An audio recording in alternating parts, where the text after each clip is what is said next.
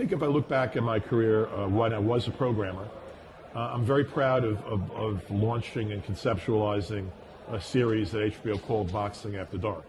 Now, I'm a little bit upset and sort of bums me out that HBO is out of the boxing business because I think I was part of a legacy there.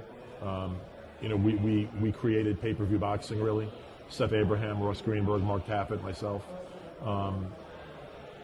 And I created Boxing After Dark, and there is no Boxing After Dark any longer.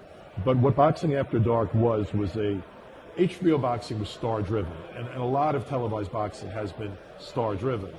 But as years have passed, the majority of world champions in boxing can walk through Times Square without being recognized. And my belief was if you make great fights and you brand them, the fan doesn't have to know, the subscriber doesn't have to know those two fighters before the fight. If you're giving them good enough content, if two guys fight with passion, go to war, it's tremendously entertaining, people will come.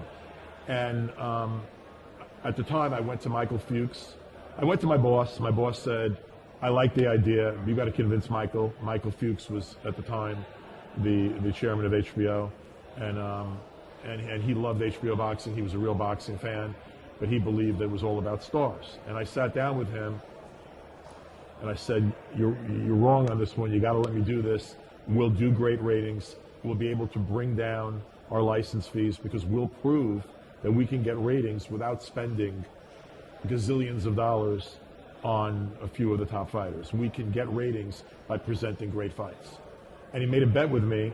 And at the time, now it's 6 ratings unheard of in premium cable, but at the time, World Championship Boxing on HBO was doing 8s, 9s, and 10s in terms of ratings.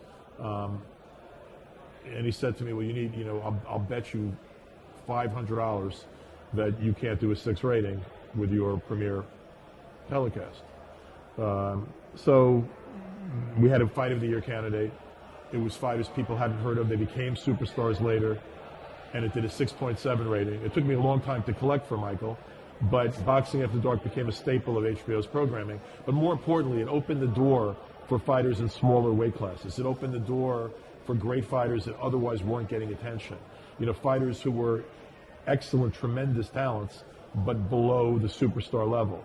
And that paradigm of creating great fights and branding them became a standard all over the place in the industry. Mm-hmm. So it sort of changed televised boxing forever, and even though HBO doesn't exist any longer, I'll always be proud of that. What were the main obstacles in front of you when you had this sort of vision and you decided that this is what you wanted to do? Proving other people who were really good at what they did wrong. Okay. My boss, Seth Abraham, was a great, TV sports guy. He believed in it, but he wasn't willing to put himself, that out on it. You have to go convince my boss. And Michael Fuchs was a tremendous programmer. He was the fearless leader of HBO at the time, but he had a great sensibility for programming, and it was, really going to these guys saying, trust me enough to give it a shot, and if I fail, I fail. Mm-hmm. Well, luckily it didn't fail. If Boxing After Dark had never existed, and you're in the same situation now, maybe you're at HBO, maybe they're still in boxing, and you are presented with this sort of challenge, right, how do we popularize boxing, or how do we create something? And you have this idea for Boxing After Dark, what would you do differently now that you didn't do then? The world is so different now, I couldn't even answer that question. Right. See, now the challenges are completely different.